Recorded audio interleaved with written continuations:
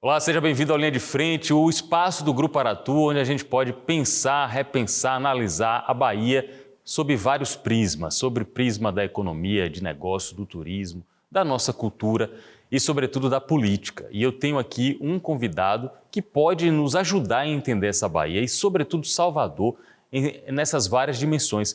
Eu estou falando do vereador em terceiro mandato, doutor em economia, Silvio Humberto, nosso convidado aqui no Linha de Frente. Seja bem-vindo, Silvio. Obrigado, Pablo. É um prazer retornar aqui ao Linha de Frente, poder conversar com os seus telespectadores, ver o que podemos fazer para entender essa complexidade, essa singularidade e pluralidade chamada Bahia. Tem isso interessante, a Bahia é singular e plural. Por que a gente gosta de falar isso, que a Bahia tanto é singular quanto é plural? Qual é a sua avaliação?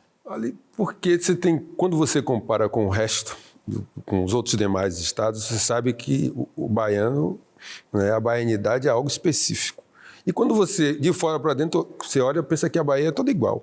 Mas só que o recôncavo não é igual, sobretudo ao oeste da Bahia. É verdade. Né? Feira de Santana, que embora seja uma saída ali já do recôncavo, mas você tem as nossas especificidades, sobretudo do ponto de vista cultural. E quando você compara com relação ao resto do Brasil, eu digo sempre que Salvador, né, o baianês que a gente pensa que é para a Bahia como um todo, não. Salvador e seu recôncavo. Verdade. Né? E eu diria mais ainda, quando você usa o advérbio de lugar aonde, a depender do que você utiliza, a forma como a entonação, você pode não ir a lugar algum. Ô, Silvio, aonde, Silvio? Aonde você vai? Isso é nosso. É nosso. Agora, a questão maior é como você tem uma criatividade dessa, fantástica, né? Incomparável, que aí se torna singular e nós não utilizamos isso ao nosso favor. Um dos aspectos que a gente vai tratar aqui é sobre a criatividade, a economia criativa, sobre como a gente pode transformar tudo que a gente tem de riqueza simbólica em riqueza mesmo material que o povo precisa, você sabe melhor do que eu. E eu acredito que um dos caminhos é a educação. Por isso que eu quero conversar com você sobre o advento do Instituto Steve Biko, que você é um fundador, que você é um líder de uma comunidade que quer ser transformada pela educação. O que é que significa isso? Olha, o Instituto Cultural Steve Biko, que é essa organização que há 31 anos vem promovendo ações afirmativas, é grande exemplo desse exercício do aprender fazendo. Quando você se importa com as pessoas, quando você oferece educação pública, uma educação comunitária pública de qualidade, você se aquilomba, vou usar até essa expressão mais recente, e os talentos florescem. Recentemente eu visitei, né, no final de semana, a Expo Favela. E caminhando, assim, já no último dia, no segundo dia, andando, eu encontrei um jovem, Márcio, né? Marcos, acho que foi Marcos ou Márcio, agora ele me perdoe se eu atrapalhar aqui o nome, né? Porque são 30 anos. Muita gente. E ele foi de um projeto nosso, né, chamado, dentro do Consórcio da Juventude para o Primeiro Emprego, eu acho que o Instituto foi o primeiro espaço, juntamente com o Blacktude, né, o professor Nelson Maca. Nós oferecemos naquela época, foi ainda o ministro do primeiro governo Lula, e o ministro do Trabalho era Jacques Wagner, e nós oferecemos o curso de DJ.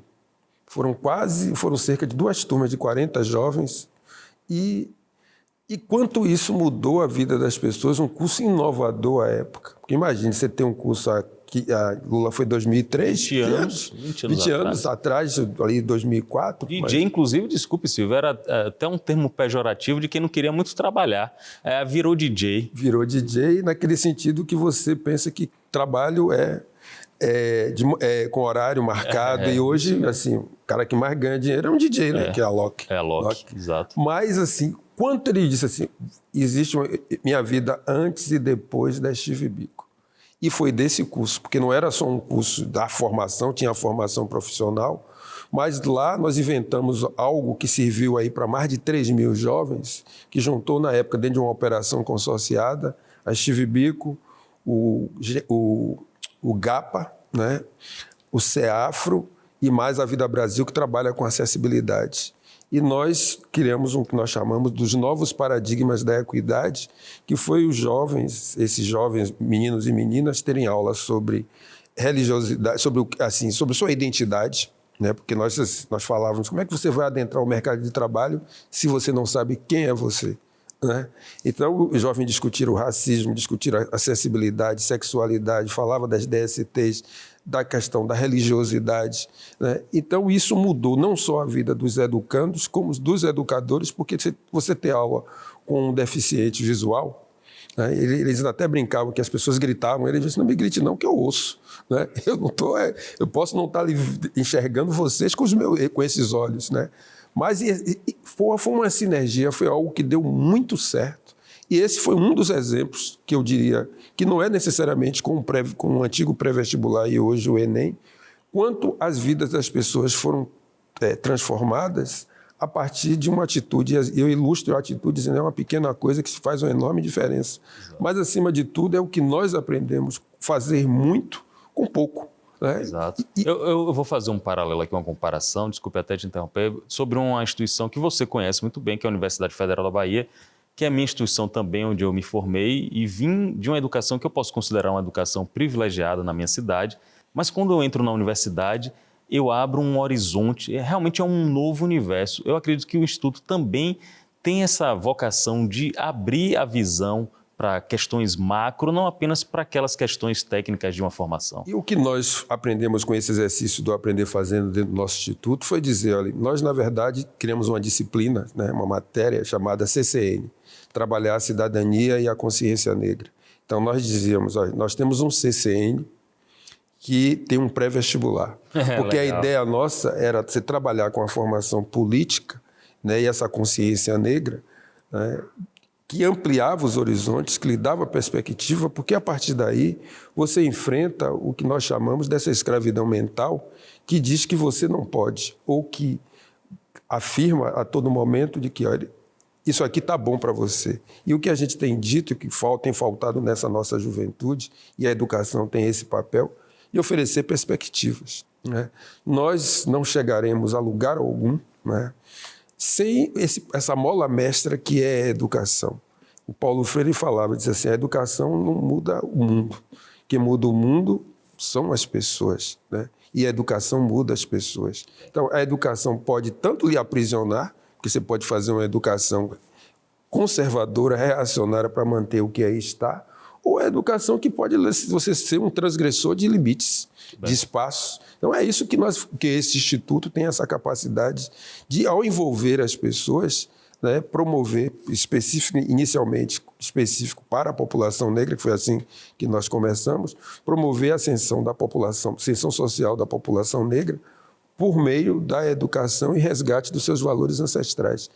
E isso que tem feito diferença nos diversos projetos que o Instituto tem. Ele é doutor em Economia e está no 3º mandato como vereador pelo Partido Socialista Brasileiro, PSB. Silvio Humberto, você acabou de falar uma frase importante, que é não há limites para onde o negro pode chegar. Ninguém pode impor limite para qualquer pessoa, muito menos para uma pessoa negra, numa cidade eminentemente negra, que não teve um prefeito ou prefeita negro até o momento. Não está faltando uma representatividade também no Palácio Tomé de Souza? Eu diria que sim, né? Isso é fato, né? Isso é você chega em pleno século XXI como se você estivesse saindo do século XIX. E a pergunta sempre é por quê? Se o fato do racismo estruturar o nosso cotidiano, estruturar as relações institucionais, está presente em tudo, ou para que a população assim perceba, é como se estivesse dizendo, vai de A a Z. Né? Ele está presente, infelizmente, em tudo, impedindo que algo que seria fantástico, as pessoas simplesmente serem pessoas. Imagine onde esse Estado não estaria, onde essa cidade, o salto civilizatório que daríamos, se Salvador, há tempo, né, o racismo não fosse uma barreira quase que intransponível. Você pode passar individualmente, né, eu sou um exemplo, de quem passou individualmente, não sem custos, a barreira racial, mas ela vai lhe acompanhando sempre.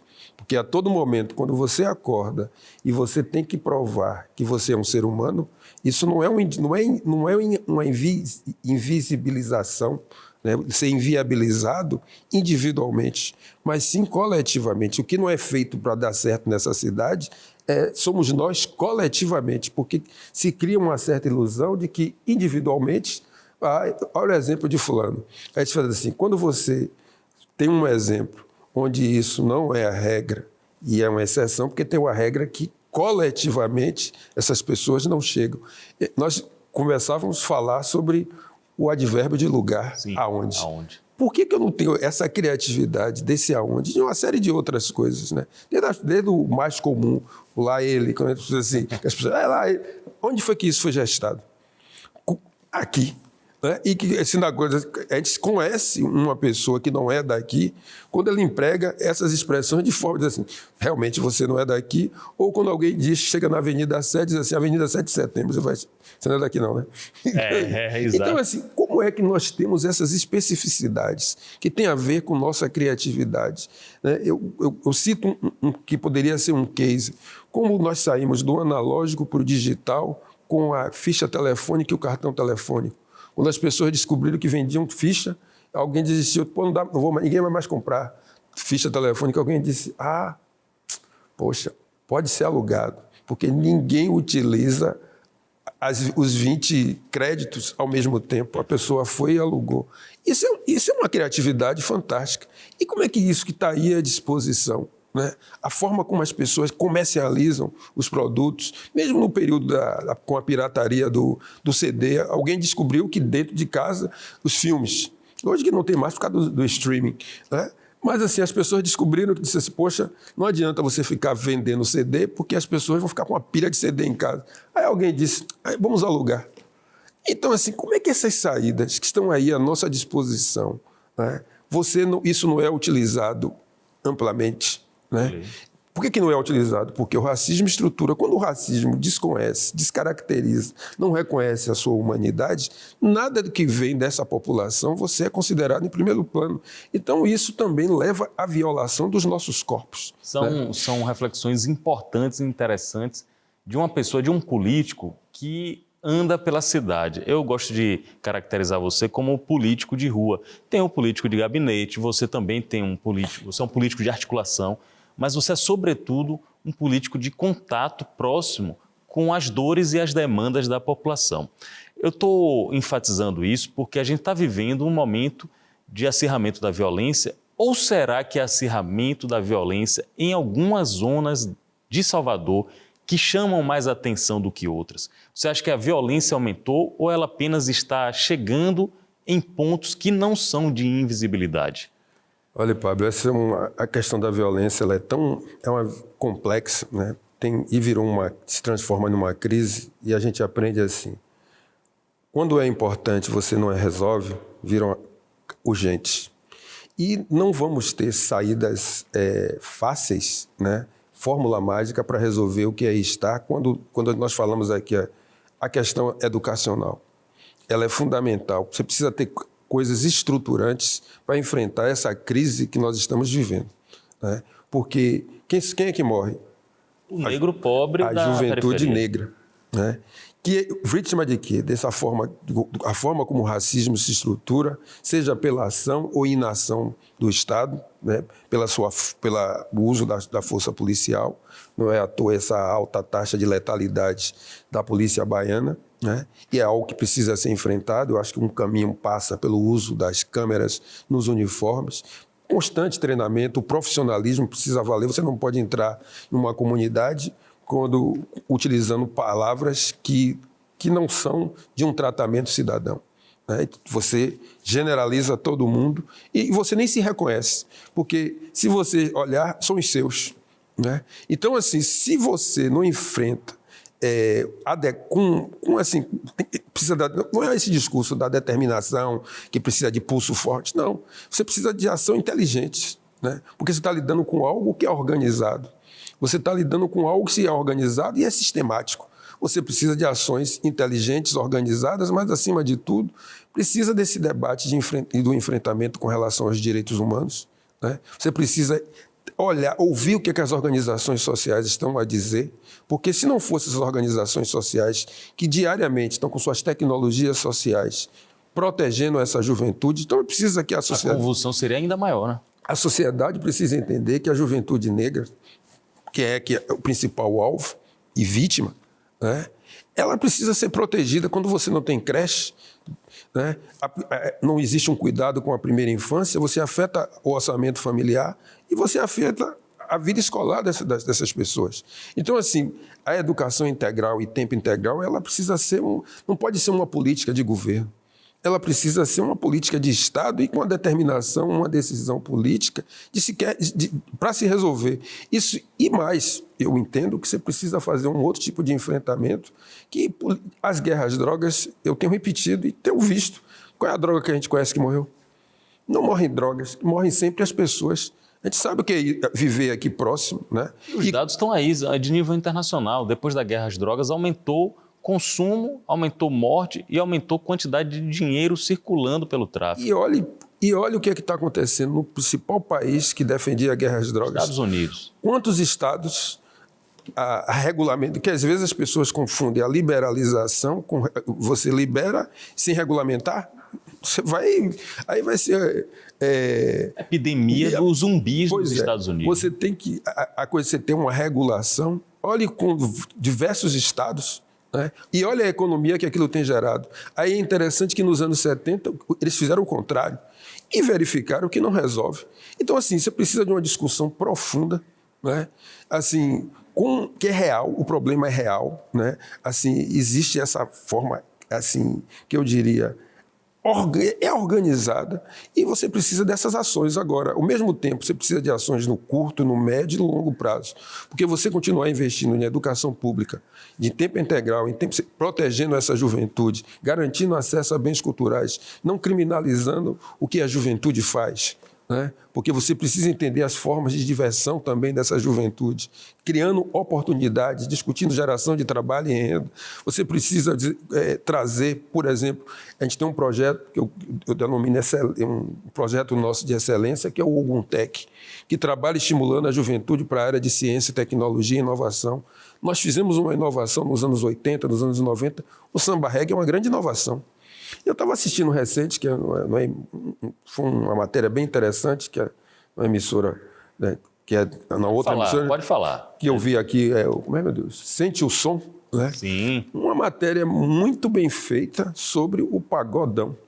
Assim, como é que você sai do axé e vai para o pagodão? Isso é invenção da Bahia, né? E assim, o quanto você gera de trabalho e renda a partir dali, né? Que isso precisa ser considerado. Agora, não dá para que as mesmas pessoas que geram asfixia na cultura negra são as mesmas pessoas que vão estar lá na ponta. Então, assim, a cultura é negra, os operários são negros, mas quem controla o dinheiro são as pessoas brancas, dos privilégios brancos. Quando você fala assim, eu fico imaginando o seguinte, uma dissociação entre o que se chama de cultura, alta cultura, os intelectuais, os eruditos, os acadêmicos, e a cultura popular mesmo, que aqui na Bahia muitas vezes eu acho que tem um status de obra de arte, mas não é reconhecido pelos críticos culturais como tal.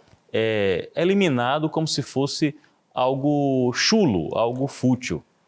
Mas só que isso tem uma força tão grande que às vezes expulsam pela porta, a janela está aberta, volta novamente a se apresentar. Eu peguei o exemplo do Axé Music, né? Como durou mais de 30 anos, mas você olha o que tem sido feito quando você compara com o sertanejo, o mundo que o sertanejo movimenta e tem movimentado com o apoio do agronegócio, só que são controlados pelos brancos, né? Os privilégios brancos, é fato. Mas você vê a força desse pagodão, eu posso até não gostar de determinadas músicas, mas eu não posso dizer que você tem um emprego de geração de trabalho e renda e tem uma força de expressão dessa juventude que está presente, por exemplo, no hip hop, quando o hip hop, uma vertente que é o trap, né? Que é uma outra forma que eles estão olhando, porque às vezes as pessoas pensam que quem está embaixo não pensa, né? Então você subestima a capacidade dessas pessoas que acordam todos os dias pensando em vencer na vida. né? E aí a pessoa diz assim, poxa, o que é que está dando dinheiro? Isso daqui, então eu vou fazer. Você acha que ele não pode fazer a outra coisa? Pode. Mas assim, eu disse, isso não é isso aqui que está dando dinheiro? Eu vou fazer isso. E eu fiquei ouvindo atentamente as entrevistas de alguns desses ícones, Polêmico e outros, né? E assim você vai entendendo o que é que está rolando na cabeça dessas pessoas, assim, quais são as alternativas que nós temos? Quais são as alternativas que você oferece a essa juventude? E, sobretudo, é muito importante, sobretudo de curto prazo. Eles estão pensando ali no imediatismo, porque precisa o pão de cada dia. Não é que nem todo mundo vai jogar bola, nem todo mundo vai ser um músico, mas você tem a cadeia produtiva de cada um desses esportes. Até eu fiquei prestando atenção, assim, até os músicos chegarem no palco, você tem pelo menos 50 pessoas atrás para fazer. Então, se você der emprego na área da comunicação, você precisa de alguém justamente para fazer o releasing, fazer a entrevista. Quem vai fazer a filmagem, quem vai os roadies, né, que você precisa, o técnico de som, o iluminador, o segurança. Né? Você tem um conjunto que normalmente essas pessoas dentro do chamado mercado formal de trabalho, na medida que exigem das pessoas a boa aparência ou aquela outra coisa que se diz assim, o perfil, essas pessoas não entrariam. Uma vez eu estava no carnaval, estava prestando atenção que se você analisa o carnaval dos anos 80, quem é que subia no trio? Não era o povão, não era quem vinha de plataforma, do subúrbio, não subia. Quando passou, por exemplo, um desses pagodões, né? Não me lembro quem era o artista. Pode ser um Fantasmão, por exemplo. O Fantasmão já é mais antigo. Mais recente. Mas foi um desses agora, né? E a quantidade de pessoas negras em cima do trio era algo assim, desse gente. E no horário de tarde, se antes a televisão só pegava as famosas gente bonita, a música era negra e as pessoas que apareciam eram outras. Qual é a crise que você passa a viver também, né? É a crise de que os lugares que atraíam, de onde vinham essas pessoas, seja Minas Gerais, Florianópolis, São Paulo, Rio de Janeiro, começaram a fazer seu próprio carnaval de rua. E as pessoas que viriam para cá ficaram lá. Aí você associa isso ao fato de alguns blocos começarem a dizer, vou ter que arriar as cordas. Não porque eles acordaram de manhã por benevolência, não. É porque financeiramente o Estado, diz assim, teve que bancar essas bandas porque o preço, né, para segurar as cordas, o associado, esses associados não bancavam.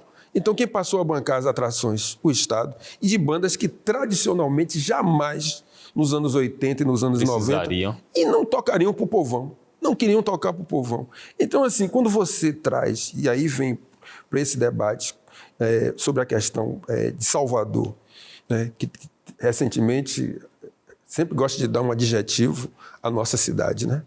É Roma Negra, que são significados diferentes, mas essa última agora é essa de Salvador, capital afro. Qual o nível de desigualdade que nós temos? Só se for da afroconveniência. Eu tenho repetido isso porque quando você olha para essa situação da população negra com todo esse potencial que nós somos e que nós temos, né? E você vê que a população continua no mesmo lugar, assim, Salvador tem perdido a sua importância para Fortaleza, por exemplo. Éramos o primeiro PIB do Nordeste e perdemos isso. Recentemente, na semana passada, a Bahia Econômica publicou um dos dados do próprio IBGE, mostrando que o PIB industrial de Salvador, que em 2013 era o 13º, passou para o 38º, e isso tem a ver com a própria política da chamada gestão, né, que a prefeitura se diz excelente e quebra, você resolve o problema para dentro da prefeitura e você não tem uma visão desenvolvimentista, né, uma visão com os impostos lá em cima, né, os tributos lá em cima, você começa a inviabilizar a atividade econômica. O resultado disso é as pessoas também sem uma oportunidade de emprego e renda. Porque você não pode ter uma cidade como a nossa, que é uma metrópole. Aí você pergunta assim, o que é que cresce na nossa cidade, minha gente? Drogaria e supermercado. É visível isso. Isso é fato. E, drogaria você ainda tem um problema. É sinal que nós não somos uma sociedade de bem-estar, porque é uma sociedade de mal-estar. Porque se as pessoas precisam ir à farmácia e olham o consumo de ansiolítico, isso é um problema. Né? E a violência ainda acirra mais isso. E supermercado, qual é a atividade complexa que você tem dentro do supermercado? É muito pouco. Então, assim, você pode ter uma cidade que tem um PIB, que é o segundo do Nordeste, e está sendo já ameaçado, entre aspas, aí, ameaçado por Recife, mas o que acontece? O fato de você ser o segundo PIB do Nordeste, que era para ser o primeiro, e nós somos 3 milhões de pessoas, né? E quando assim, você tem um potencial, mas não chega. Porque quando você pega esse PIB e faz o PIB per capita, ou seja, você divide o PIB pela renda ou pela quantidade de pessoas, Salvador vai bater na posição 2000 e lá vai. É uma cidade pobre. E aí conversar aqui com uma pessoa que é doutor em economia nos ajuda a entender qual seria a vocação de Salvador.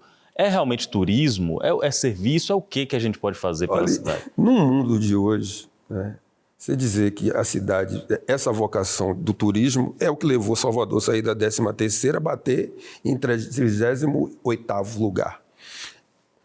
Abandonou a indústria? Pois é. Aí eu posso fazer um trocadilho aqui e dizer, essa é a festa da virada? Porque foi virando, saiu de 13º, virou e caiu lá na 38ª posição. Porque você não pode ser uma cidade, minha gente, de eventos. Se você é a cidade onde os serviços que geram os eventos, é uma coisa. Porque você fala assim, eu vou fazer um congresso de médico, aí fica 5 dias, depois vai embora. Esses serviços de saúde, que poderiam ser serviços mais complexos, se tivessem aqui, pronto, não ficaria... Fica, vir todo mundo... Não seria, você não viria aqui para 5 dias. Você vai atraindo outras pessoas, você não vai atrair só farmácia e supermercado. E você, assim, se falou que Salvador poderia ser a Vale do Silício. Eu disse, Vale do Silício tem a ver com a economia do conhecimento. E conhecimento você precisa de gente. Você precisa investir nas pessoas. Você precisa, acima de tudo, acreditar. É como se fosse jogar que nem um time.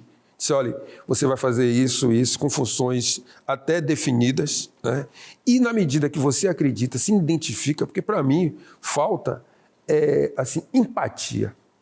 Que quando eu olho a crise da violência, nós olhamos aquela juventude ali que está caindo, aqui ali que é vítima dessa violência também, né? E da violência intra, né? Porque é um nível de brutalidade que se alcançou como nunca visto, né?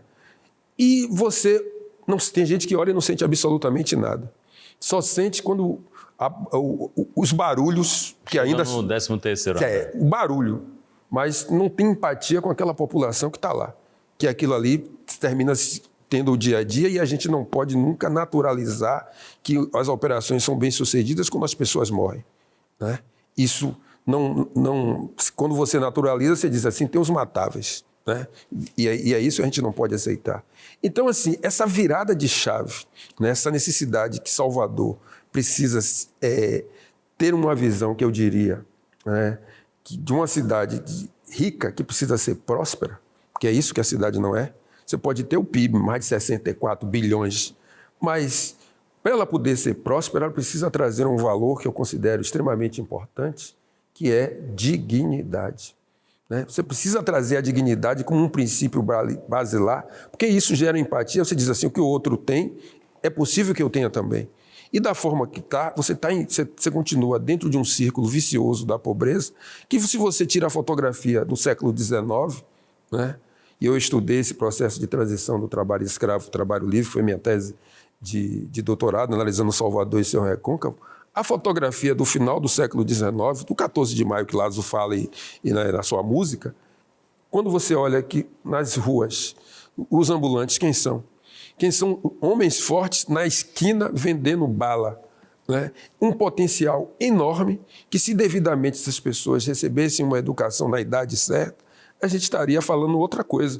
Então, como é que você vai alcançar o Vale do Silício? Porque precisa de um outro, porque o Vale do Silício lá, a Califórnia, de São Francisco, aquilo gerou um processo grande de gentrificação com as rendas, assim, morar lá é muito caro. E está o resultado aí, a Califórnia está falida, inclusive, um índice de criminalidade muito alto, índice homeless, pessoas sem teto, pessoas com grande problema de dependência química. A Califórnia hoje é um problema a ser resolvido pelos Estados Unidos.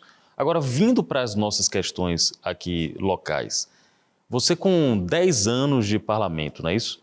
O que é que você considera que foi a grande mudança para melhor ou para pior de Salvador nesse período E qual a sua grande contribuição na Câmara de Vereadores no tempo como parlamentar? Olha, eu diria que nesses 10 anos o que nós temos buscado é ouvir a população, né? Eu acho que construir coletivamente, eu me orgulho muito de ser um dos relatores do Plano Municipal de Cultura, ter sido relator do Plano do Estatuto da Igualdade Racial e Combate à Intolerância, ter recentemente aprovado um projeto que garante que nos transportes por aplicativo, né, o 99, o Uber, etc., você tenha carros reservados para as pessoas com deficiência, né? Isso não vai penalizar o motorista, mas é a plataforma que precisa assegurar, que é um direito, isso está aí, o direito à inclusão, né? E eu reservar, por exemplo, 30% de vagas nos concursos públicos para a Câmara de Vereadores. Então, o debate que nós fizemos em relação ao PDDU e, assim, o nosso posicionamento, eu diria, uma coerência, né? E mostrar que a política, como você disse, você anda nas ruas, né? Eu brinco sempre que... eu encontrei aqui um amigo de muitos anos, né? O Bira. Birajara Bispo. Pois é. Nós nos conhecemos há mais de 30 anos, né? E eu sou o mesmo, né? Eu aprendi cedo, né, com quem me colocou também na política, que o que sobe à sua cabeça é humildade. A humildade vai estar sempre junto com você ser empático com as pessoas, né? Então, assim, eu acho que nesses 10 anos, enquanto político, eu aprendi o quanto nós podemos mais. E é por isso que eu tenho me colocado como pré-candidato, porque eu aprendi que é possível você fazer mais do que está aí. Pré-candidato à Prefeitura de Salvador, um homem negro, um homem que vem da luta, da militância e vem da universidade, juntando o conhecimento, o saber acadêmico com o conhecimento popular, o que as pessoas dizem nas ruas, e também com essa trajetória política. Quais os obstáculos até o pré-candidato se tornar candidato? Eu nem estou falando ainda da urna, nem estou falando aí de campanha eleitoral, estou falando para chegar a ter seu nome lá na urna eletrônica. Eu só iria, antes, completar algo, né, que eu diria que essa preparação, você perguntou, olha, o que é que essa cidade, o que é que eu mais percebi, o quanto uma decisão política pode mudar a vida das pessoas. E, assim, a decisão de você ter uma Salvador mais inclusiva, né, uma Salvador para além das coisas, é uma decisão política, né? Você decidir que Salvador pode liderar a creche, né? Em termos de você ter creche para todo mundo, é possível que a cidade tenha creche para quem precisa, né? É possível que você tenha uma educação em tempo integral e não apenas 12, 14 escolas em um conjunto de mais de 400. Então, isso são decisões políticas. E essa é uma decisão política, né, que eu considero que se coloca acima de pensar o desenvolvimento só como se fosse uma questão técnica. E eu digo... O desenvolvimento, eu aprendi, que eu sou professor dessa área, né, de desenvolvimento econômico, desenvolvimento socioeconômico, eu aprendi que a política escolhe as técnicas. É a política que vai escolher se você vai incluir as pessoas, se você vai pensar na dignidade das pessoas, ou simplesmente você vai fazer ações que assim, na verdade, você diz assim, eu estou lhe ajudando, mas na verdade você pensar como se fosse uma autoajuda. Eu vou fazer isso aqui, mas é porque isso vai me elevar, vai contar para mim muito mais do que para você. E nessa conta é que as pessoas terminam tomando suas decisões políticas. Então, é nesse sentido que eu me coloco hoje como pré-candidato e desafiando também, assim, eu diria, as barreiras institucionais, porque há as pessoas falam que Salvador é uma cidade negra, as pessoas já foram até dentro dos partidos, e sobretudo dentro dos partidos de esquerda, que existe racismo institucional e que, sobretudo, existe racismo estrutural. Aprenderam isso e colocaram um ponto, porque antes o debate era só classe. Achava que era só rico e pobre, proletário e patrão, né? E nós, o tempo todo, ao longo desses 40 anos, pelo menos é o que eu tenho dentro do movimento, dizendo que a questão era raça e classe, né? Você precisa enfrentar os privilégios brancos dessa cidade. E ao se colocar nesse lugar, né, e aí você tem que levar, dentro desse processo que existe, o racismo institucional, a principal dificuldade está dentro da esquerda hoje, ousar, né? Ou melhor, audácia. Porque eu aprendi também que audácia é ousadia com planejamento. Você não pode chegar para desafiar quem está no governo, como foi na eleição de 2020, apresentar uma candidatura 3 meses antes. Você não quer ganhar. não vai ganhar. Porque geralmente quem está no governo tem 60% a 70%, de 50% a 60% de saída, né? É como se fosse vai perder para si mesmo. E você, quando chega na nossa hora, aí você quer colocar em cima da hora, né? Então, quando você tem chance de fazer isso com um ano antes, a gente tem um discurso que o racismo estrutural existe, ponto. Fala que Salvador, um absurdo, Salvador até hoje não tem um prefeito ou uma prefeita negra. E quem tem hoje condições de fazê-lo, de se colocar como protagonista, né? E assumir de fato, assim, olha, o antirracismo não pode ser retórica, né? Você precisa dizer para que veio, né? Não basta você falar que é antirracista, né? E se na hora da prática você volta para manter, rodar tudo, para tudo permanecer como está. Então eu diria que o principal desafio que nós temos hoje, né, dentro dos partidos e dentro da própria esquerda, é sair desse exclusivismo de classe, né? Ao mesmo tempo eu digo que a classe, que acredito nas interseccionalidades de raça, classe, gênero, etc., mas eu continuo achando que a locomotiva que vai puxar tudo é a questão de classe. Então, assim, é preciso enfrentar o racismo institucional, porque antes, algo que diziam para nós, né, enquanto políticos, que nós não éramos preparados suficientes, né? Não éramos preparados de forma suficiente, ou seja, não tinha mandato, né? Aí eu fiquei olhando assim, já teve gente que foi eleito sem precisar passar por mandato, né? Aí você pergunta... O próprio governador Jerônimo Rodrigues tem uma atuação política, mas não tinha participado de eleição, de pleito. Aí você tem isso, né? Eu lembro de Silvio Almeida, recente, nesse processo de tentativa de fritura dele, dizendo que ele era intelectual. Ele disse assim, poxa, pois é, quando nós não somos preparados, é porque nós não somos preparados. Quando é preparado demais. É preparado demais. Então, assim, então não é um problema de preparação. É o fato de ser negro e ser considerado inadequado. Então, até quando nós vamos ter uma cidade negra, de maioria negra, onde os negros, as pessoas negras, homens e mulheres, são os pés e as mãos da cidade, e não pode ser a cabeça? Nós não podemos governar nós mesmos? Porque, assim, se essas pessoas que tivessem feito, aí há que se perguntar, a população negra nessas cidades, pegando especificamente Salvador, é tratada de forma digna? É uma expressão que você acabou de usar sobre aquilombar. Talvez esse termo seja uma chave para desvendar o enigma do que está por trás disso tudo aí. Eu acrescentaria que algo que a gente precisa, e aí um dever de casa para a população negra, acreditar que pode. Porque assim, olha, nós somos a maioria. Essa maioria precisa acreditar que é possível sim. Se você governa a sua vida, né? Se você sabe sobreviver com todas as adversidades, como é que alguém que sabe o que você sente, né? Que tem empatia, né? Pode ser um espelho para seu filho, né? Porque tem isso. Tem um jogo aí que é autoestima. Eu até entendo do ponto de vista do poder, né? Que diz assim, se passar um, passa todos. Onde passa um boi, passa uma boiada. E como nós somos inviabilizados, né?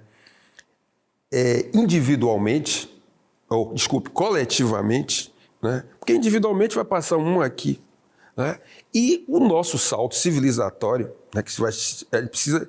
Por que as pessoas negras estão desejosas disso? Porque nós já chegamos no século XXI.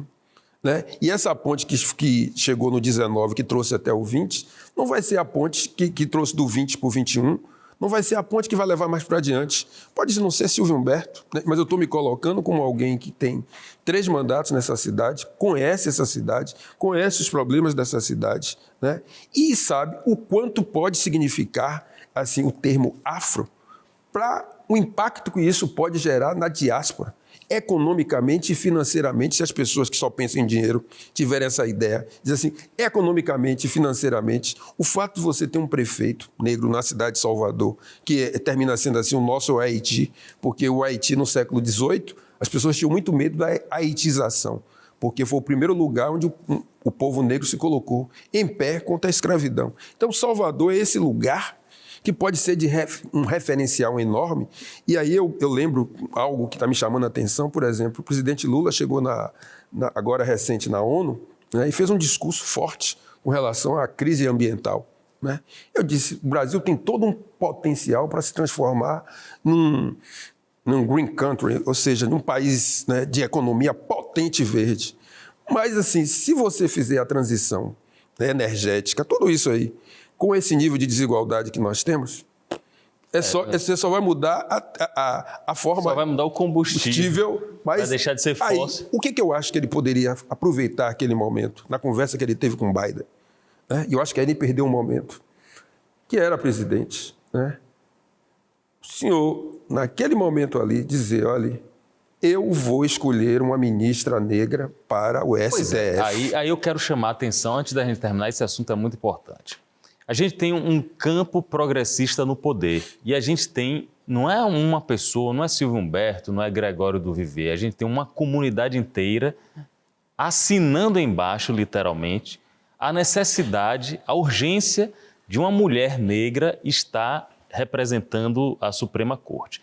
E eu vejo também, como reação, algumas pessoas do próprio campo progressista atacando quem defende isso com bastante veemência. Não há um dilema, uma dicotomia, um paradoxo nisso aí, não? Isso só mostra a complexidade do que vem a ser o racismo. Você sabe aquela história que todo mundo acredita em vida eterna? Não conhece. Tem gente que acredita na vida eterna. O cara diz assim, olha, você tem que morrer primeiro, você precisa morrer. Ah, então não quero morrer, não. Então, você guardando as devidas proporções, assim, eu falo que eu tenho uma prática antirracista, aí você quer para o tempo que virá.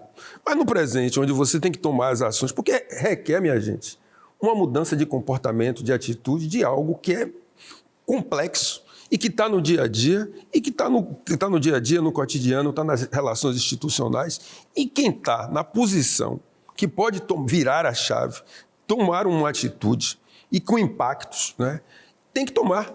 Né? Se o presidente vai entrar para a história, se ele fizer isso, ele já está na história, está tudo bem, é um presidente que eu votei, tenho votado desde 89, né? Eu sei o quanto, as pressões, mas assim, é preciso, por isso que eu digo, ousadia, esse audácia, ele precisa ser audacioso do ponto de vista de a ousadia com planejamento. Você já imaginou o impacto na cabeça de tantas crianças e na diversidade? Porque se você não... Eu lembro que...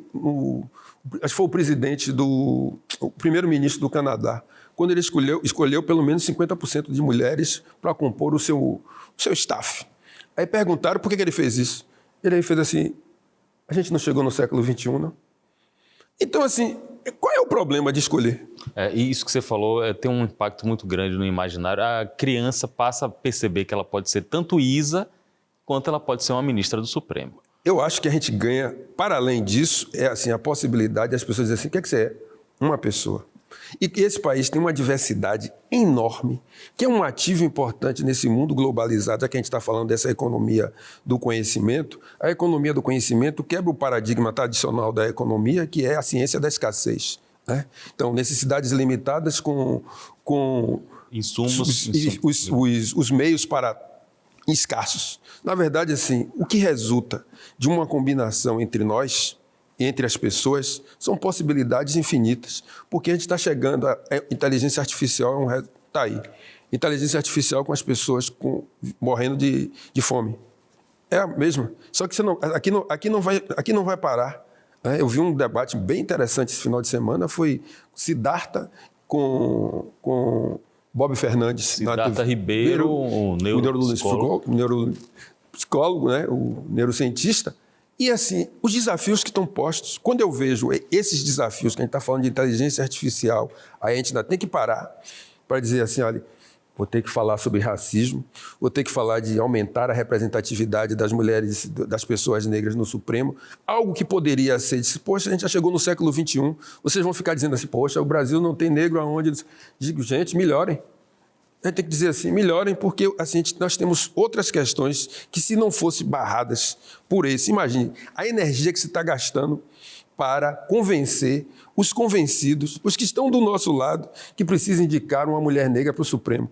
Imagine um salto civilizatório que daríamos se não precisássemos fazer isso. Então, assim, você tem uma perda de tempo, de energia, mas tudo bem, é o que a gente tem para hoje, Então a gente vai seguir enfrentando, porque eu sei que os ataques que nós sofremos, né, não são pelos nossos erros, são sempre pelas nossas conquistas, os nossos avanços. Só que hoje, assim, isso está cada vez mais amplo, porque as pessoas estão falando do racismo, não estão aceitando, quer dizer, nunca aceitaram, mas só que guardava para si. Então as pessoas hoje estão denunciando, estão filmando, né? Seja numa ação truculenta da polícia, num policial, aí agora que aconteceu em Camaçari, que você faz assim, uma criança, né? Você não consegue nem ver, nem ver que poderia ser sua filha ali, a forma como você abordou. Né? Então, a forma incorreta, né? E assim, racista, porque assim, se fosse uma filha de uma pessoa branca, ele não faria daquela forma. Então, assim, as pessoas estão muito mais atentas, né? Assim, esse é um novo momento, né? E que assim, que a gente precisa, ao olhar para a cidade de Salvador, dizer, tá bom, a gente chegou no século XXI e a gente virou a chave. Agora, se a esquerda não sair, assim, não quebrar esse pacto narcísico que termina sustentando os privilégios da branquitude, aí, assim, vamos ter disputa, né? E eu me coloco em um lugar como alguém, né, que está preparado, disposto, né, para fazer esse enfrentamento, né, porque eu acho que não dá para a gente chegar, comemorar os 200 anos, dizendo para fazer mais 200, não. A gente precisa, se nós queremos fazer outros 200, aí você tem que mudar a cor do poder nessa cidade. É por isso que o Linha de Frente tradicionalmente tem 30 minutos de duração, já está aqui com quase 50 e tem muito assunto para a gente debater. Por isso que eu já estou convidando o vereador, o doutor em Economia, Silvio Humberto, para a gente ter um próximo encontro. Agora, antes de terminar, você que está na Câmara, eu estou sabendo aí uma reportagem do Aratuon que o prédio Lavi, aquele prédio da polêmica de Gedel, foi finalmente liberado e vai ser construído e vai ser lançado. Você está sabendo alguma coisa disso aí? Não estou sabendo. Agora, isso aí tem que ser a Secretaria de Desenvolvimento Urbano que tem que dar o resultado, porque a Câmara, né, isso aí, o projeto, quando passa, o projeto nem passa por lá. O projeto maior, que é isso que nós nos colocamos contrário, foi a forma como o PDDU, que é o Plano Diretor de Desenvolvimento Urbano, foi aprovado, que eles têm maioria, e aí depois de aprovado o Plano de Desenvolvimento Urbano, você está vendo o quanto nossa orla vai ficar feia de tantos... Espigão, né? Espigão é do nosso tempo, agora são as famosas torres, né? E haja sombreamento, como está no caso da Praia do Buracão. É esse tipo de visão sobre a cidade, essa visão da especulação imobiliária que não pode prosperar. Não dá para a cidade viver sendo como locomotiva, o carro-chefe da economia da cidade de Salvador. Quando não é turismo, é especulação imobiliária. Não vai. Silvio Humberto, vereador no 3º mandato pelo PSB, doutor em Economia, o nosso entrevistado aqui no Linha de Frente. Muito bom sempre a gente poder ouvir vozes que nos abrem os horizontes. Você está sempre convidado aqui, Silvio. Um prazer. Um prazer, muito obrigado. Diz que as boas perguntas estimulam boa resposta. Então, o cara é Valeu, você. brigadão. Mais um encontro aqui para a gente poder refletir sobre nossa cidade, sobre nosso estado. Até um próximo contato aqui no Linha de Frente.